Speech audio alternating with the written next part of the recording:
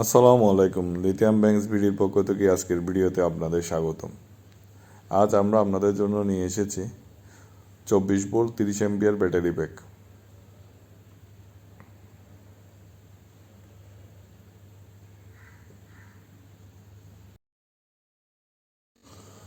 আমাদের সম্মানিত ক্লায়েন্ট আমাদের রিকোয়ারমেন্ট দিচ্ছেন, কোনো কারণে যদি লিফটের কারেন্ট চলে যায়, লিফটটা ইনস্ট্যান্ট থেমে না থেকে কোনো একটা ফ্লোরে থেমে থাকার জন্য উনি একটা অপশন চাচ্ছে যে লিফটটা আপনার একটা ফ্লোর থেকে আরেকটা ফ্লোরে গিয়ে থেমে থাকবে।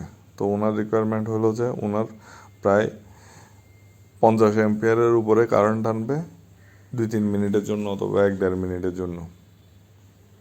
যে কারেন্ট চালু হওয়ার সাথে সাথে, কারেন্ট চলে যাওয়ার সাথে সাথে লিফটটাকে একটা ফ্লোরে নিয়ে যেতে হবে। এর মধ্যে তো জেনারেটর চালু হবে, তো এরপর তো জেনারেটর চালু হবে, তখন লিফট আবার স্বাভাবিক গতিতে চলবে। এই সময়টার জন্য উনি বলছে যে ওনাকে একটা ব্যাটারি প্যাক রেডি করে দিতে। তো আমরা ফার্স্টে আমাদের নিকেল স্ট্রিপগুলোকে ডাবল করে দিয়ে ব্যাটারি ব্যাগটা রেডি করছি। ব্যাটারি ব্যাগটা রেডি করতেছি, দেখতেই পাচ্ছেন। ডালি BMS 124 ভোল্ট নন স্মার্ট BMS ব্যবহার করছি।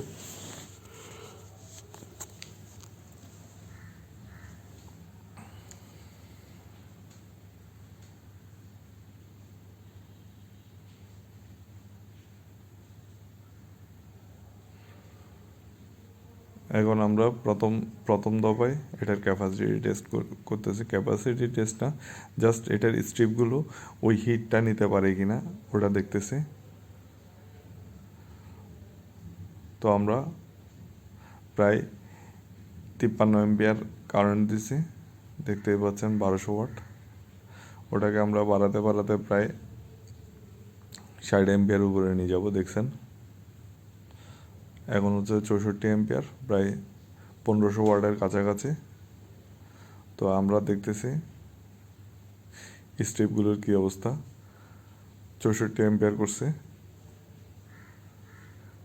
স্ট্রিপগুলোর কী অবস্থা দেখতেছি। এই সাইডের স্ট্রিপগুলো মোটামুটি ঠিক আছে, যেগুলো বক্স বক্স দেওয়া আছে ওগুলো ঠিক আছে। তো আমাদের বেশিরভাগ কারেন্ট যাবে সিরিজ সাইডে। স্ট্রিপগুলো তাপমাত্রা হচ্ছে important. 64 ampere load, 69 ampere load, দেখতেই পাচ্ছেন। 1600 ওয়াট আপনার এই 15 অ্যাম্পিয়ার গোসন সেল দিয়ে বানানো 30 অ্যাম্পিয়ার 24 ভোল্টে প্রায় 1600 ওয়াট লোড দিচ্ছে। হাই ডিসচার্জ করতেছে এগুলো।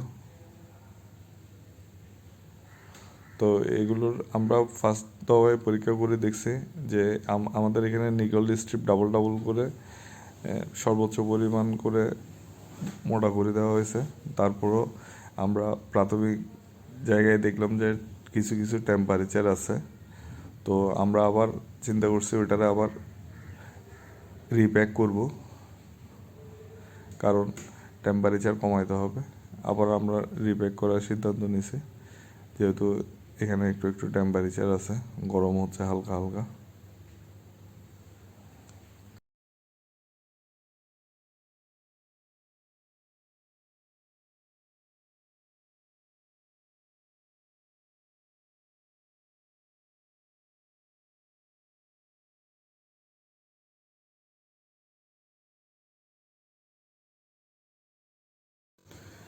এরপর আমরা 9:45 এটা চালু করছি, দেখতে পাচ্ছেন। এটার উপর আমরা আরও কিছু কয়েল তার দিয়ে ডাবল ডাবল করে দিছি, দিয়ে মোটা করে আরও শোল্ডারিং করে দিছি, দেখতেই পাচ্ছেন। স্ট্রিপের উপরে আপনার ওই যে কয়েলের যে তারগুলো আছে, আমাদের পুরান ক্যাপাসিটার থেকে যে কয়েলগুলো ইউজ করে ওখান থেকে কয়েল করে গোল গোল করে আপনার স্ট্রিপের উপর বসাইছি। বসানোর পরে আমরা দেখতেছেন 66 ওয়াট নতুন করে দিছি, 66 অ্যাম্পিয়ার ওয়ার্ডে দেখলে দেখেন 69 অ্যাম্পিয়ার। তারপর হচ্ছে 1.5 কিলোওয়াট মেশিনে দেখাচ্ছে, আমাদের ইয়াতে দেখাচ্ছে 1608 ওয়াট।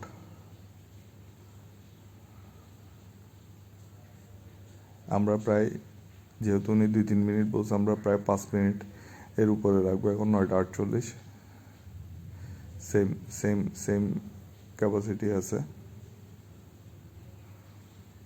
চলতেছে। আমরা হিট হচ্ছে কিনা দেখতেছি। 1.52 কিলোওয়াট আছে। আমরা এখানে আমাদের হিট ক্যামেরা আছে, হিট ক্যামেরা দিয়ে আমরা এটার টেম্পারেচার মাপতেছি। 9:49 এখনও চলমান রয়েছে। আমরা হিট ক্যামেরা দিয়ে ওটার টেম্পারেচার মাপি দেখছি। আলহামদুলিল্লাহ এটার টেম্পারেচার প্রায় স্বাভাবিক ছিল প্রায় 30, 40, 50 ডিগ্রি সেন্টিগ্রেড রুম টেম্পারেচারের কাছাকাছি। ব্যাটারি স্বাভাবিকভাবে চললে এর থেকে বেশি টেম্পারেচার হবে মোটামুটি। আমরা সফল এই পর্যায়ে বলা যায়। 9:51 বরাবর মতো 67 অ্যাম্পিয়ার আছে।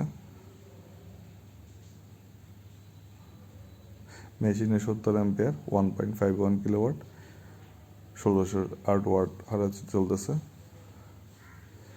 দেখেন আমাদের হিট ক্যামেরা দিয়ে দেখতেছি টেম্পারেচার। হিট ক্যামেরাতে প্রায় 37 ডিগ্রি সেন্টিগ্রেড, 38 ডিগ্রি সেন্টিগ্রেড আছে সহনীয় তাপমাত্রা। একটু কম বোঝা যাচ্ছে, জুম করে দেখলে হয়তো বুঝতে পারবেন। 37 degree centigrade, 38 degree centigrade hit.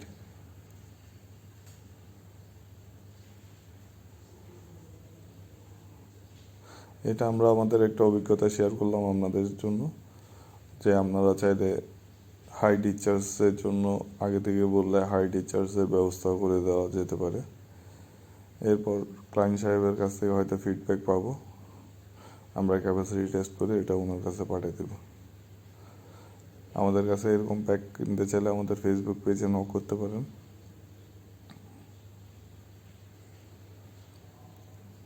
ধন্যবাদ সবাইকে আমাদের সাথে থাকার জন্য।